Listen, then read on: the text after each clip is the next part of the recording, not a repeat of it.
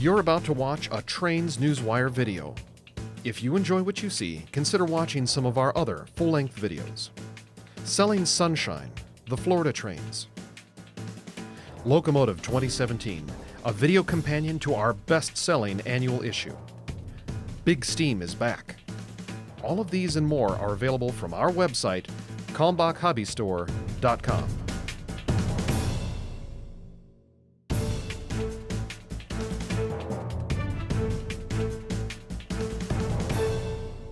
Good morning, Trains Nation. Today is Friday, December 8th, 2017. As you say, all day. Till midnight. Until midnight. We're so glad you could join us for another episode of Trains Newswire Roundup. I am your faithful servant, Steve Sweeney. And I'm your sometimes servant, Jim Wrinn. And we're here today. Oh, come on. You know it's true. That's true. That's true. On Fridays. But today is a good day for to recap Newswire this week. Yes, we had more than 40 stories, a lot of exclusives, a lot of cool video in there, things in business, preservation, passenger trains, freight, you name it, it is all in there. So we got to get started and get rolling. Okay, I'm picking a theme this week, and I'm thinking this is the week of the Bill Stevens story.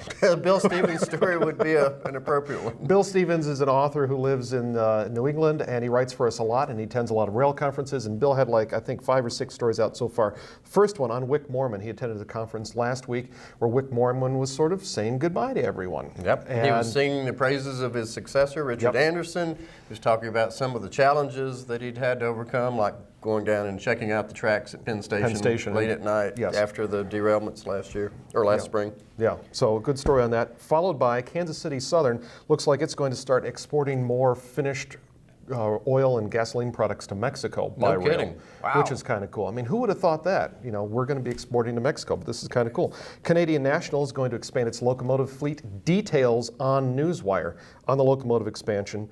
We've got another story from Bill Stevens on Canadian National boosting its capacity throughout the network. They have so much they don't know what to do. I mean, this is good news.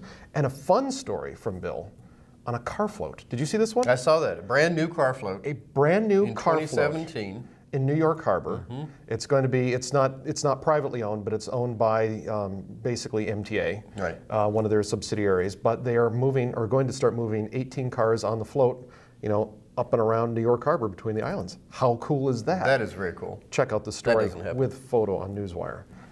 Jim, what do you got so far? Well, you know, bouncing off the Canadian National chats and Bill's pieces, I got a kick out of the one about CP.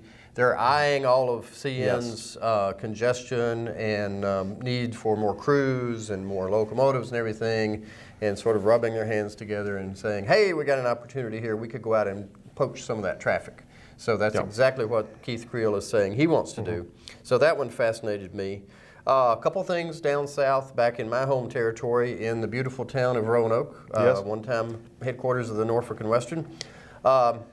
One good development, Virginia Museum of Transportation named a successor to Bev Fitzpatrick. Yes. Lisa Spar, and we're happy to welcome her. There's also a big party for Bev next month in January to celebrate his career and also raise some money, which I think is a great idea. It is good. So check that out, attend if you can. And on the downside, unfortunately, the Waistline Express, which has been operating in the Roanoke Valley for 25 years, looks like it's going to come to an end because Norfolk Southern wants to jack up the rates, and the local county government authority that wants to keep them down. It might jack up people's trash bill by $2. So the trash train's getting canned. The trash train is getting canned, as your good headline noted earlier this week. Also back down south, a little further south now, Matt Rose wrote an op-ed piece in the San Antonio newspaper about how he thinks NAFTA should stay. You know, a lot of people are saying, you know, get rid of NAFTA, it's bad for American business. Matt Rose, of course, his railroad does a lot of interchange traffic with Mexico. He thinks it's a good thing, so go check that out.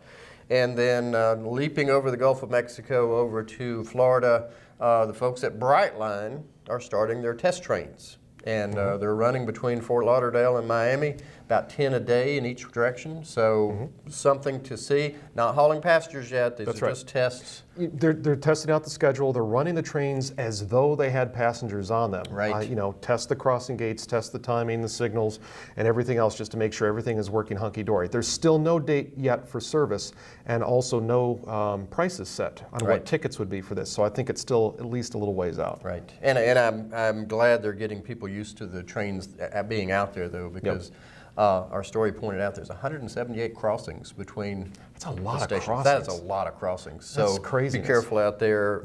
If you're in South Florida, warn your neighbors that trains are running now. Now, what about in the south? You know, you skipped all around the Gulf of Mexico, and we even talked about Mexico, but we skipped New Orleans. We did skip New Orleans. You know, there's a 282 that's supposed to have a special Christmas time excursion, which I thought was kind of rare. That is very rare. That engine doesn't get out very much. And So that's SP 745.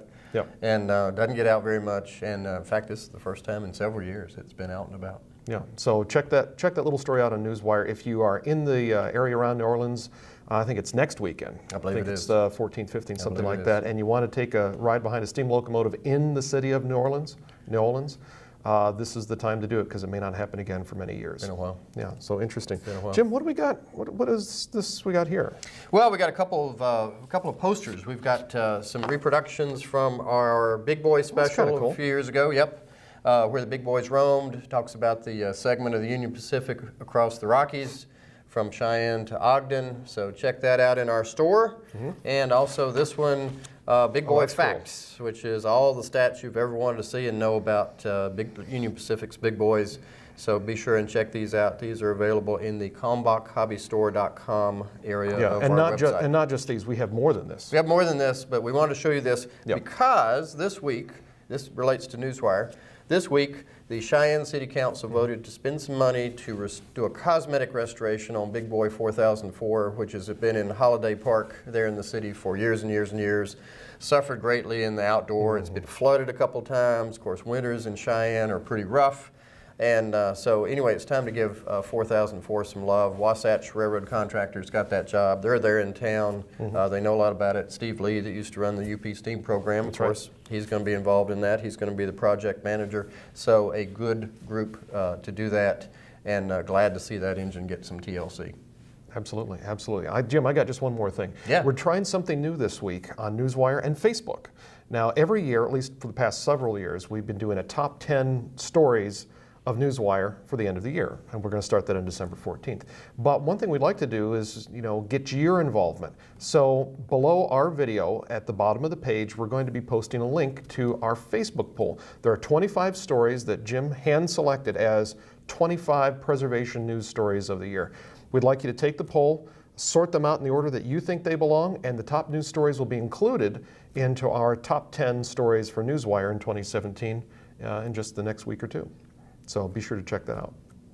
Absolutely. So for everyone at Trains Magazine, we hope you have a great weekend. Take care, everyone.